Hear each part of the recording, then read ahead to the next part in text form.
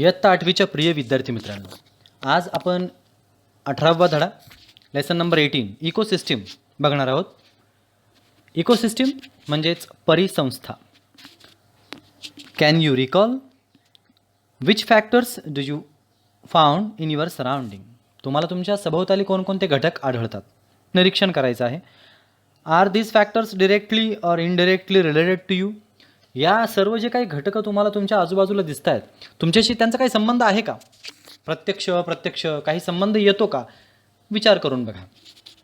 Classify the following into living and non living factors. Sunlight, sunflower, elephant, lotus, algae, stone, grass, water, and, soil, cat, fern, air, lion.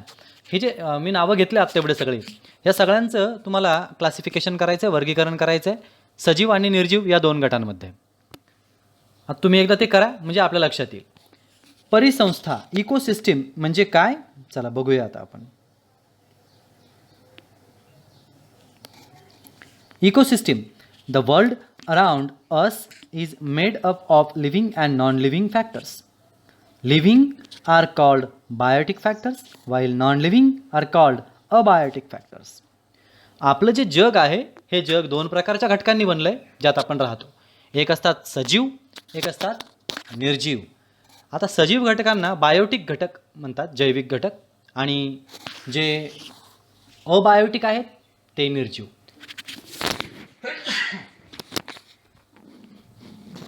सजीव घटकांना Biotique तर निर्जीव घटकांना abiotic अजैविक घटक म्हणून संबोधलं जातं. There is a continuous interaction between these living and non-living factors. Living organisms and their habitat environment are correlated with each other. बघा, एन्व्हायरमेंटमध्ये जेवढे काही घटक आहेत त्यांचा एकमेकांशी परस्पर संबंध असतो. सजीव आणि ते ज्या ठिकाणी राहतात ती जागा, सजीव आणि निर्जीव या प्रत्येकांमध्ये इंटरॅक्शन्स चालू असतात, आंतरक्रिया घडत असतात. काही दिसतात, काही दिसत नाहीत. आणि मग सजीव आणि त्यांचा जो अधिवास आहे या सगळ्या पर्यावरणातील घटकांचा एकमेकांशी संबंध आहे. आणि हा जो संबंध आहे हा आपण खाली एका वैशिष्ट्यपूर्ण आकृतीतून बघणार आहोत की एकमेकांशी काय नातं आहे यांचं. आणि हे सगळं मिळून, सगळ्यांचं एकमेकांशी नातं मिळून बनते ती एक संस्था जिचं नाव आहे इकोसिस्टीम, परिसंस्था. बघूया आपण डायग्राम. टॉपला आहे इकोसिस्टीम, परिसंस्था, जिचे दोन भागांमध्ये वर्गीकरण केलं आपण. कोणकोणते सांगा? अबायोटिक आणि बायोटिक. Very good. आता अबायोटिकचे पुन्हा 2 आहेत आणि बायोटिकचे मात्र 3 आहेत. 3 गटात वर्गीकरण आहे. अबायोटिक म्हणजे अजैविक म्हणजेच निर्जीव. काय काय त्याच्यामध्ये बघा, फिजिकल आणि केमिकल. एक आहे फिजिकल, दुसरा आहे केमिकल. फिजिकलमध्ये काय काय आहे? Air, water, vapour, mineral, soil आणि सनलाईट. म्हणजे सूर्यप्रकाश आहे, पृथ्वीची रचना आहे, जमीन आहे, बाष्प आहे, खनिज आहे, पाणी आहे, हवा आहे. केमिकलचे पुन्हा 2 गटात रूपांतर केलेलं आहे, वर्गीकरण केलेलं आहे. केमिकलचे पुन्हा 2 गटात काय वर्गीकरण केलं आहे बघा. एक आहे इनऑर्गॅनिक आणि एक आहे ऑर्गॅनिक सबस्टन्स. आता जो इनऑर्गॅनिक आहे म्हणजे असेंद्रिय, त्याच्यात कोण कोण येतं बघा. Hydrogen, oxygen, nitrogen, calcium, iron, potassium, sodium. आणि जे ऑर्गॅनिक आहेत त्याच्यात प्रोटीन, कार्बोहायड्रेट आणि लिपिड्स, प्रथिनं, कर्बोदकं, स्निग्ध पदार्थ अशा पद्धतीचे सेंद्रिय पदार्थ येतात. म्हणजे काय? आता बघितलं आपण एकदम सोप्या रीतीनं. इकोसिस्टीम त्याचे 2 प्रकार आणि अबायोटिकचे पुन्हा 2 प्रकार, त्याच्यातले केमिकलचे पुन्हा 2 प्रकार. अशा पद्धतीने आपण इकडचा फ्लोचार्ट पाहिला. आता बघूया बायोटिकच्या बाबतीमध्ये. Biotique factors. बायोटिकचे 3 गटात वर्गीकरण होते. एक आहे प्रोड्युसर, दुसरा आहे कन्झ्युमर आणि तिसरा आहे डिकम्पोजर. प्रोड्युसर म्हणजे चित्रपटाचा नव्हे तर उत्पादन करणारा. कन्झ्युमर म्हणजे भक्षक. आणि आता ह्या बाजूला जे आहे ना प्रोड्युसर्स, ते आहेत स्वयंपोषी. जे स्वतः उत्पन्न तयार करतात ना ते स्वयंपोषीसुद्धा असतात, त्यांना काय दुसऱ्यांवरती अवलंबून अजिबात नसतात. पण हे इतर 2 जे आहेत ते हिट्रोट्रॉफिकसुद्धा असतात, म्हणजे परपोषी, दुसऱ्यावर अवलंबून असणारे. ते आहेत कन्झ्युमर आणि डिकम्पोजर म्हणजे विघटक.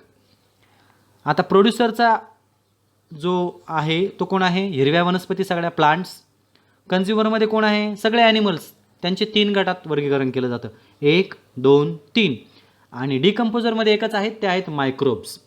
तर कन्झ्युमरमध्ये ज्याचे 3 गटात वर्गीकरण झालं आहे ॲनिमल्सचं, प्राणी हा भक्षक आहे, पण त्याचेही 3 प्रकार आहेत.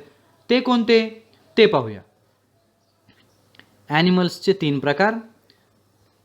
एक आहे प्रायमरी कन्झ्युमर म्हणजे प्राथमिक भक्षक, सेकंडरी भक्षक आणि तृतीय भक्षक. टर्टरी कन्झ्युमर, सेकंडरी कन्झ्युमर आणि प्रायमरी कन्झ्युमर. ओके, तर हा फ्लोचार्ट तुम्हाला चांगल्या प्रकारे समजला असेल. तुमच्या नोटबुकमध्ये हा फ्लोचार्ट ड्रॉ करा, म्हणजे तुम्हाला आणखी व्यवस्थित तो लक्षात राहील. त्यानंतर पुढचा पॉईंट पाहूया. Structure of an ecosystem. Living organisms need different types of abiotic factors and they have different capacities to adapt with those abiotic factors. Some microbes need oxygen while others don't. Some plants need more sunlight while others grow well in shade. बघा, ही जी रचना आहे सगळी इकोसिस्टीमची ती नेमकी कशी आहे? सजीवांना जगण्यासाठी या अजैविक घटकांची गरज असते, तसेच निर्जीव घटकांसोबत त्यांना जुळतं मिळतं सुद्धा करून घ्यायचं असतं आणि त्याच्यात त्यांची क्षमता असते. एखाद्या सूक्ष्म जीवाला ऑक्सिजनची गरज असते तर एखाद्याला नसते. काही झाडांना खूप सूर्यप्रकाश लागतो तर काहींना कमी सूर्यप्रकाशात सुद्धा त्या चांगल्या वाढतात. म्हणजे सावली असली तरी त्या सावलीच्या ठिकाणी सुद्धा वाढलेल्या आपल्याला दिसून येतात. Grow well in a shade. Each and every abiotic factor, air, water, soil, sunlight, temperature, humidity, affects the abiotic factors in the ecosystem. The abiotic factors in an ecosystem decide which biotic factors will survive in it and what will be their number. The proportion of abiotic factors in an ecosystem is always changing as biotic factors used or excrete abiotic factors. Every biotic factor affects abiotic factors as well as biotic factors around it. Every living organism in an ecosystem plays a particular role while living, moving in that ecosystem. बघा, परिसंस्थेमध्ये वेगवेगळ्या प्रकारचे घटक असतात. उदाहरण घ्या, हवा घ्या, पाणी, माती, तापमान आहे, आर्द्रता आहे, सूर्याचा प्रकाश आहे. हे सगळे अजैविक घटक आहेत, जसं आपण चार्टमध्ये पाहिलं. ह्या इत्यादी सगळ्यांचा सजीवांवरती, म्हणजे जे जैविक घटक आहेत आपले, सजीव म्हणजे कोण? जैविक, बायोटिक, यांच्यावर परिणाम होतो का? तर होतो. पाण्याचा होतो, हवेचा होतो, मातीचा होतो, सूर्यप्रकाशाचा होतो, तापमानाचा होतो, आर्द्रतेचा होतो. सगळ्यांचा परिणाम सजीवांवरती होतो. मग एखाद्या परिसंस्थेत कोणते सजीव जगू शकतात बरं, आणि त्यांची संख्या किती असावी हे कोण ठरवतं? तर त्या परिसरातले जे अजैविक घटक आहेत, हवा, पाणी, माती, सूर्यप्रकाश वगैरे वगैरे वगैरे, ह्या घटकांवरती अवलंबून असतं. जसं की सजीव परिसंस्थेमध्ये जे घटक असतात ते सतत काय वापरत असतात? अजैविक घटक किंवा उत्सर्जित करत असतात. म्हणून परिसंस्थेतील जैविक घटकांमुळं अजैविक घटकांचं प्रमाण कमी किंवा जास्त होत राहतं. वापरले गेले की कमी होतं, पुन्हा त्याच्यामध्ये उत्सर्जित केले की जास्त होतं. परिसंस्थेतील प्रत्येक सजीव हा घटकाचा सभोवतालच्या प्रत्येक अजैविक घटकावरती काही ना काही परिणाम होतच असतो. जसा त्यांचा याच्यावरती होतो तसा यांचाही त्याच्यावरती होत असतो. त्यामुळे त्याचा परिणाम हा परिसंस्थेतील इतर सगळ्या सजीवांवरती होत असतो. The position of any living organisms in contents to other living organisms and the role it is playing is called niche. Is a sunflower plant in a garden involves oxygen in the air and provides food and shelter for insects like ants, honeybees, etc. बघा, परिसंस्थेमध्ये जे वेगवेगळे आपण कार्य करतोय, वेगवेगळ्या role प्रत्येक जणाचा असतो, त्याच्यामध्ये तो त्याच्या पद्धतीने त्याचा रोल तो प्ले करत असतो. सजीव परिसंस्था जर घेतली तर त्या संदर्भातलं जे स्थान आहे तो प्रामुख्याने त्याला बजवावं लागतं. निश असे त्याच्या या रोलला आपण नाव देऊया. उदाहरणार्थ बघा, बागेत वाढणारं सूर्यफुलाचं झाड काय करतं? हवेमध्ये ऑक्सिजन उत्सर्जित करतं. ते कार्बन डायऑक्साईड घेतं, ऑक्सिजन टाकतं बाहेर. आणि मधमाशा, मुंग्या इत्यादी कीटकांसाठी अन्न आणि आसरा तयार करतं. त्या फुलझाडापासून त्या मुंग्यांना, त्या कीटकांना काय मिळतं? अन्न मिळतं, राहायला आसरा मिळतो. म्हणजेच हे सगळे घटक एकमेकांना किती कोरिलेटेड असतात ते आपल्या लक्षात येत आहे.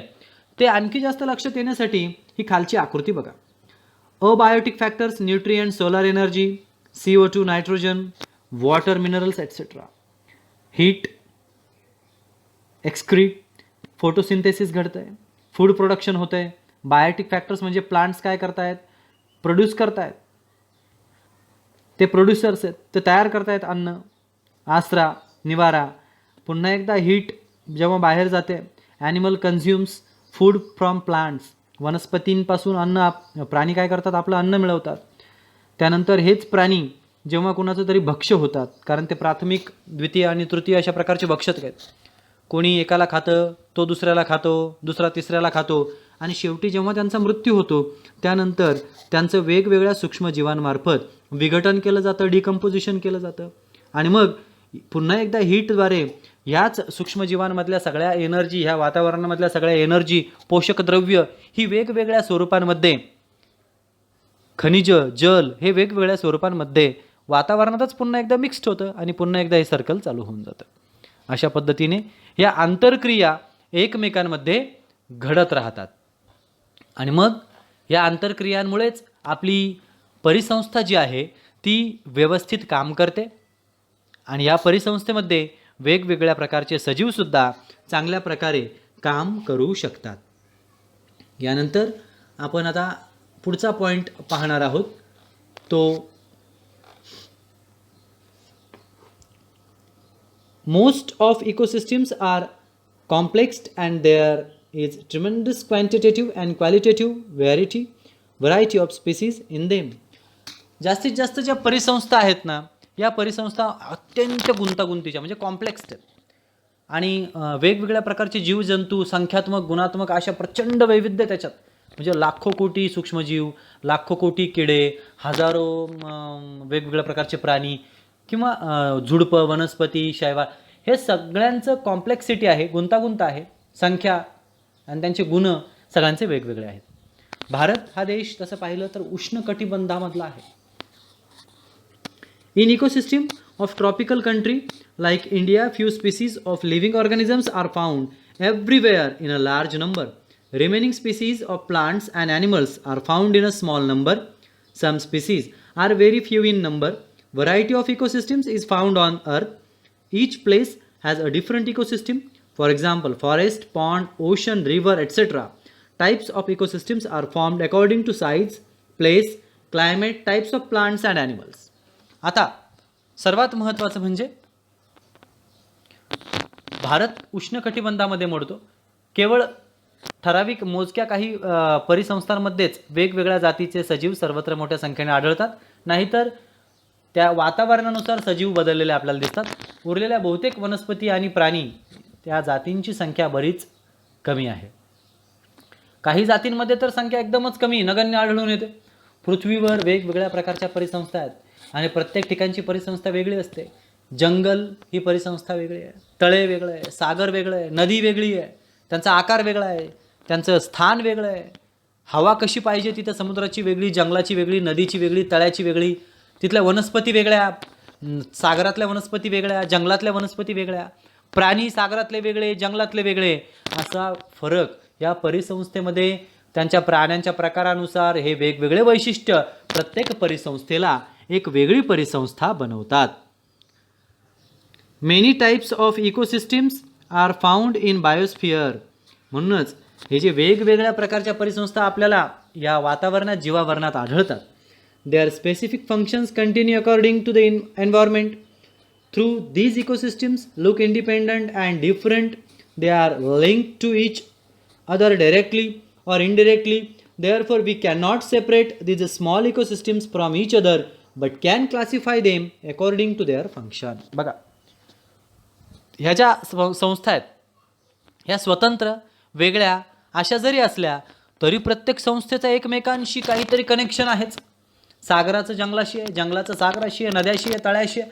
प्रत्येक संस्थेचं स्थान वेगळं असलं, ठिकाण वेगळं असलं तरी त्यांचा एकमेकांशी संपर्क संबंध प्रत्यक्ष अप्रत्यक्षरित्या त्या एकमेकांना बांधील आहेत. त्यामुळे या छोट्या छोट्या परिसंस्था आपण एकमेकांपासून वेगळ्या करू शकतो का? तर त्याचं उत्तर आहे नाही. परंतु त्यांचं वैशिष्ट्य वेगळं, त्यांचं कार्य करण्याची पद्धत वेगळी, त्यानुसार वैज्ञानिक दृष्टिकोनानुसार त्यांचेच वेगवेगळे प्रकार मात्र या ठिकाणी पडतात.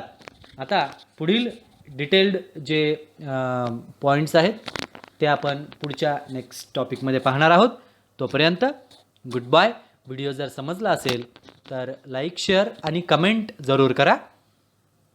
परत भेटूया पुढच्या व्हिडिओमध्ये. तोपर्यंत गुड बाय.